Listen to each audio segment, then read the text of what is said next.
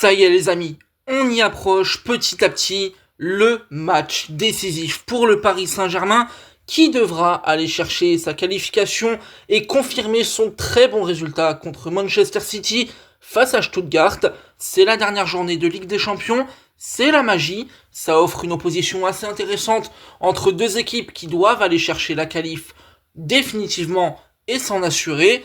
Et pour ce match, on va tout simplement revenir tranquillement avec un podcast sur les 5 clés qui vont permettre au Paris Saint-Germain de chercher un résultat en Allemagne et de s'imposer face à Stuttgart. Installe-toi confortablement, bienvenue sur la chaîne Podcast FC, on commence directement avec la première clé. Et la première clé, elle n'est pas compliquée, j'ai même envie de la citer comme étant une évidence, il va falloir pour le Paris Saint-Germain un couloir droit performant. On le sait, le couloir droit au Paris Saint-Germain, c'est le côté fort, c'est vraiment là où les actions se font, là où les occasions se créent. L'animation du Paris Saint-Germain, elle passe de manière très claire, de manière incontestable sur le côté droit, avec notamment Achraf Hakimi et Ousmane Dembélé. Ça tombe bien, Ousmane Dembélé et Achraf Hakimi devraient, en tout cas au moment où je tourne cette vidéo, rien n'indique le contraire, être présents face à Stuttgart, et donc du coup figurer normalement en tant que titulaire ou à minima sur le terrain avec une entrée en jeu, je pense notamment peut-être à Dembélé qui pourrait être en concurrence avec Kankinli.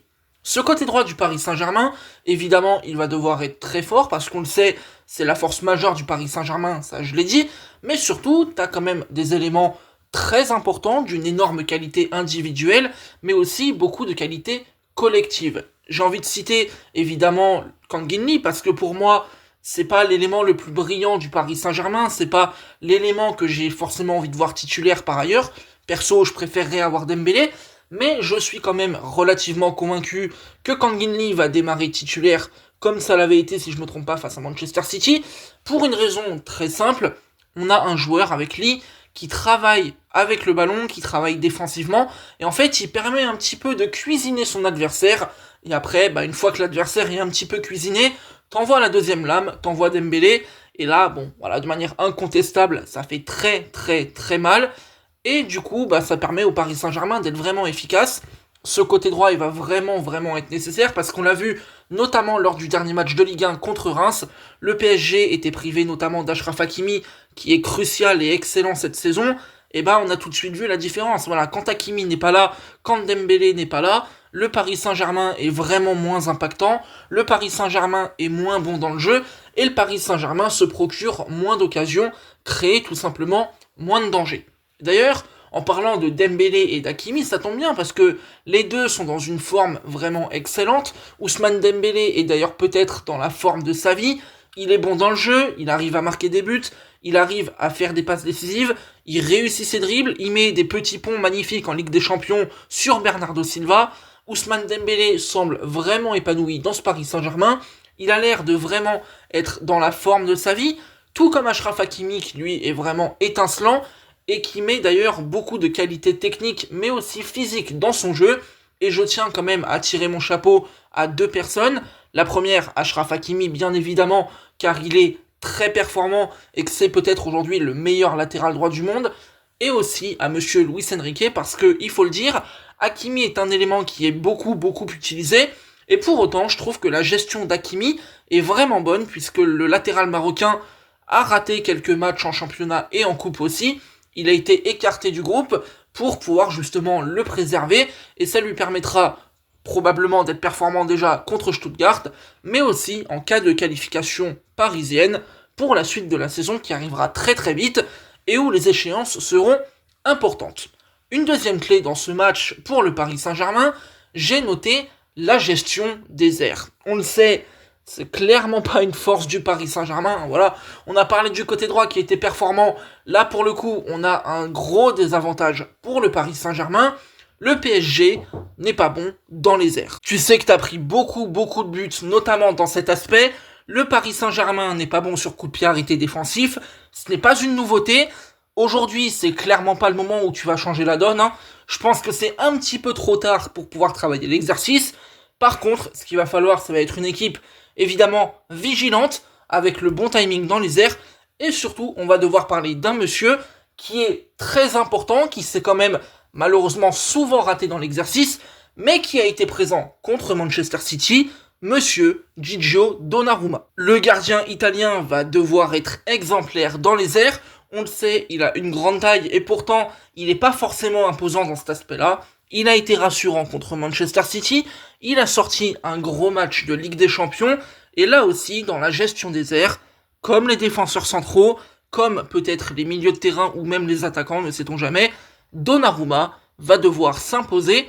Donnarumma va devoir être rassurant. Et d'ailleurs, je le dis et je l'accentue d'autant plus que j'ai remarqué, en observant un petit peu Stuttgart, qu'ils avaient mis quelques petits pions de la tête ces derniers temps. Alors, si le Paris Saint-Germain pouvait nous éviter une cagade et éviter de se mettre en danger inutilement et de manière vraiment très bête, on pourrait s'en passer et on serait plutôt content. Maintenant, on va passer à la troisième clé et on va parler justement un petit peu de Stuttgart, déjouer le pressing allemand. Je vais être très clair là-dessus. Pour moi, je pense que Stuttgart va jouer la qualification à fond et je m'attends sur ce match entre Stuttgart et le Paris Saint-Germain à avoir une opposition où Stuttgart va mettre beaucoup d'intensité, va faire un pressing très haut, va chercher à étouffer le Paris Saint-Germain et profiter justement du fait qu'ils soient à domicile, qu'ils aient la hargne et qu'ils aient à chercher absolument la qualification pour aller mettre une énorme pression. Et c'est là que va se jouer la troisième clé pour le Paris Saint-Germain, arriver à déjouer le pressing allemand. Comme je l'ai dit, Stuttgart joue à domicile, Stuttgart cherche la qualification, donc forcément, dans l'euphorie, dans l'instant, dans l'enjeu qui est très important, je pense que les Allemands vont mettre évidemment toute leur intensité, toutes leurs armes, ils vont faire le maximum. En plus, Stuttgart est une vraie belle équipe, pour le coup, c'est assez sympa à voir. Donc, il va falloir, du côté du Paris Saint-Germain, assurer la qualité technique, évidemment, ne pas paniquer, faire preuve de confiance, de maîtrise technique collective, mais aussi mentale, parce qu'il y aura peut-être des moments un peu compliqués dans le match.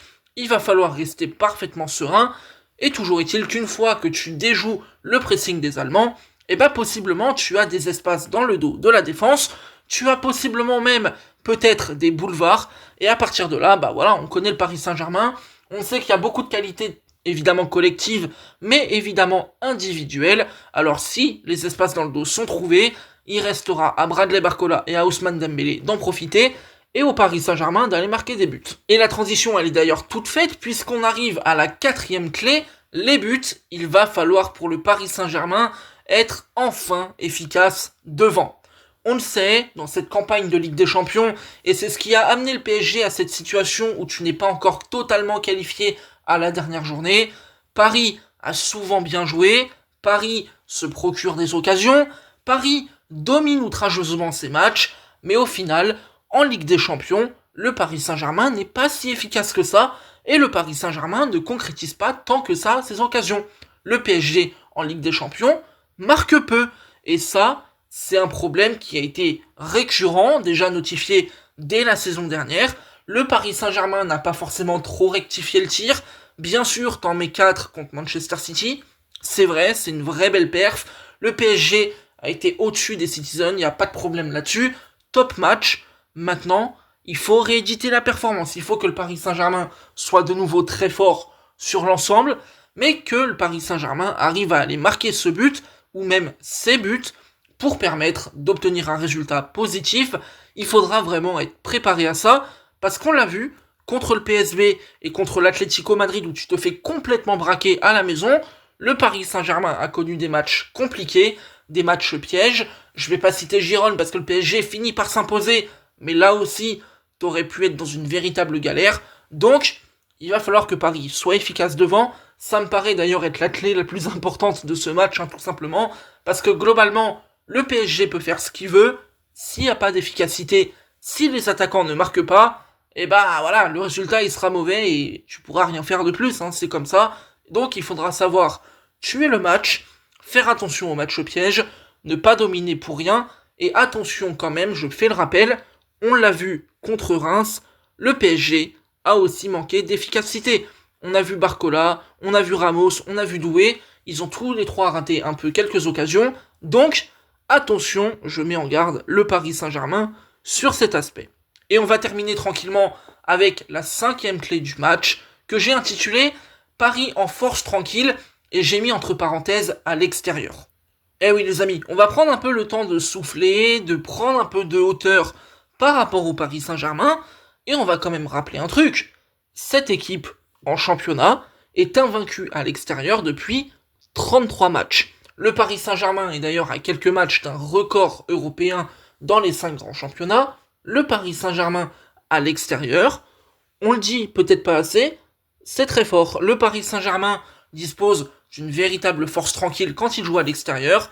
Évidemment, oui, je sais, ça a été plus compliqué en Ligue des Champions, mais après, il faut être aussi relatif et être honnête.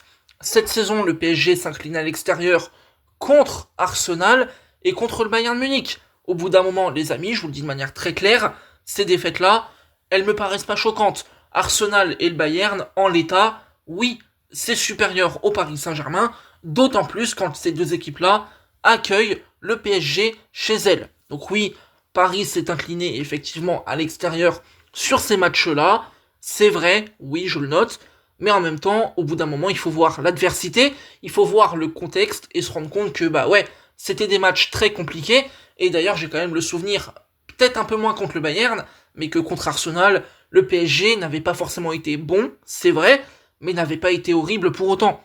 En championnat, le PSG, c'est 33 matchs sans perdre à l'extérieur, c'est une chose qui est assez impressionnante, et au-delà de cette série à l'extérieur, ce que je voulais surtout mettre en avant dans cette équipe du Paris Saint-Germain, c'est qu'il y a une vraie force mentale pour affronter la difficulté. On l'a vu contre Manchester City, qui est un très très bel exemple, Paris a la capacité mentale pour retourner les situations, pour aller jouer sur les terrains hostiles, et pour tout simplement aller chercher des résultats là où les années précédentes, le PSG se serait écroulé. On l'a vu du coup, forcément face à City comme je l'ai dit, alors oui, c'était au parc, c'était peut-être un peu plus accessible, mais toujours est-il qu'à 0-2, t'es dos au mur, t'es éliminé, t'es contre une équipe de Manchester City qui n'est pas la meilleure qui soit, ok, mais qui mène 2-0, arriver à retourner ce match, je pense que les gens n'en ont pas assez parlé, c'est une énorme dinguerie. Voilà, ce qu'a fait le Paris Saint-Germain contre Manchester City, de revenir à 0-2 et d'aller gagner le match, c'est une énorme dinguerie. Ce qu'a fait le Paris Saint-Germain, c'est mentalement très fort, collectivement très fort, tactiquement très fort. En bref, c'était une masterclass, c'était un match référence pour Luis Enrique, pour le Paris Saint-Germain, et c'est un match qui doit servir pour la suite. On l'a vu aussi en championnat, le Paris Saint-Germain a été en mesure de renverser des situations, et le dernier exemple en date, c'était à Lens. Souvenez-vous, veille de Ligue des Champions, match à 17h, tu joues à l'extérieur qui plus est à Bollaert, Lens mène 1-0 et ton équipe est remaniée. À partir de là, le bilan, il est clairement posé et tu te dis, jamais de la vie, le Paris Saint-Germain ne reviendra dans ce match. Sauf que finalement, Paris a de la force mentale, Paris égalise, Paris mène 2-1 et Paris va s'imposer. Voilà. Donc ça, c'était vraiment ce que je voulais souligner. Je trouve cette équipe du Paris Saint-Germain très tranquille, avec une force mentale incroyable, et je considère également que c'est une équipe pleine d'énergie qui va pouvoir poser évidemment beaucoup de problèmes à Stuttgart. Le Paris Saint-Germain m'a l'air évidemment, j'ai envie de dire, mais attention quand même à ne pas trop en faire, d'être favori. Bonne chance aux Parisiens, on espère la victoire et la qualification. C'était Podcast FC les amis. N'hésitez pas à liker et à vous abonner à la chaîne pour me soutenir, c'est le meilleur moyen de procéder. Espérons un succès français pour la Ligue des Champions. Je pense à Paris, évidemment, mais je pense à tous les autres. La France est belle, la France doit briller sur la scène européenne. On se retrouve très bientôt pour d'autres sujets, et salut.